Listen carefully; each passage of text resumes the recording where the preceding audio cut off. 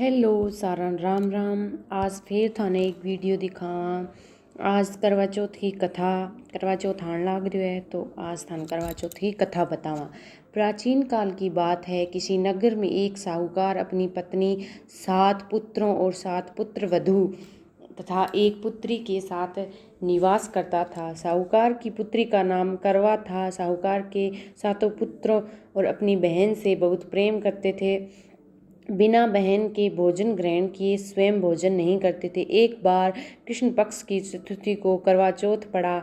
यह व्रत साहूकार की पत्नी, पुत्री और 7 पुत्र वधू ने भी रखा। शाम के समय जब करवा के भाई घर आए तब भोजन करते बैठे तब बहन को साथ भोजन करने के लिए बुला, लेकिन बहन ने भाइयों से बोला, आज मेरा करवा चौथ का व्रत है और मैं चंद्रमा के दर्शन तथा पूजा करके बाद ही जल और भोजन ग्रहण करूंगी। यह सुन भाइयों ने भोजन नहीं किया और चंद्रमा के निकलने का इंतजार करने लगे। कुछ देर इंतजार करने पर जब चंद्रमा नहीं निकले तो अपनी बहन को भूखा प्यासा परेशान देखकर भाइयों को एक उपाय सूझा।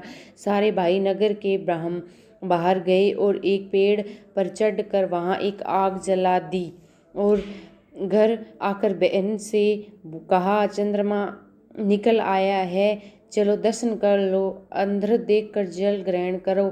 यह बात करवा ने अपनी भाभियों को बताई। चांद निकल आया, चलिए दर्शन करने जल ग्रहण लीजिए। भाभी ने समझाया कि उनके भाई उन्हें भूख प्यास से परेशान देखकर नगर के बाहर पेड़ पर आग जलाई है, उसी को चंद्रमा बोल रहे हैं। लेकिन करवा ने बात नहीं मानी और वह आग को चांद समझकर अपना व्रत खोल लेती है। लेकिन करवा के भाभियों ने अपना व्रत नहीं खोला। व्रत खोलते ही करवा को उसके ससुराल से समाचार आया कि उसकी पति की मृत्यु हो गई है। सुन करवा के होश ही उड़ जाते। तब उनकी बड़ी भाभी ने उसे समझाया कि आपका टूट गया और इसी वजह से उसके साथ ऐसा हुआ है।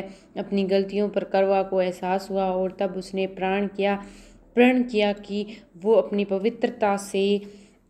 पतिव्रता से अपने पति को पुनः जिंदा कर लेगी और उसने अपने पतिदेव का अंतिम संस्कार नहीं करने दिया। प्रतिदिन शव के पास बैठी रहती थी और उस पे उगने वाली घास को जुटाती रहती थी। ऐसा करते समय वह 1 साल बीत जाता है और करवा चौथ आता है।